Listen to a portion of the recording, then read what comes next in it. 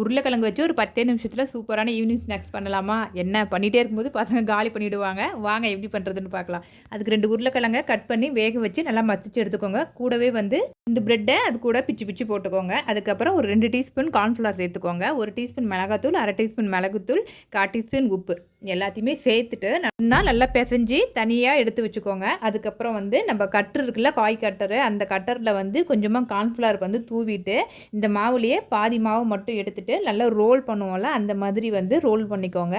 அதுக்கப்புறம் நம்ம கத்தியிலே வந்து குட்டி குட்டி சைஸாக கட் பண்ணதுக்கு அப்புறமா வந்து நம்ம ஸ்போக் ஸ்பூன் வச்சு ஜஸ்ட்டு ஒன்று ப்ரெஸ் பண்ணிங்க அப்படின்னா வந்து இந்த டிசைன் வந்துடும்.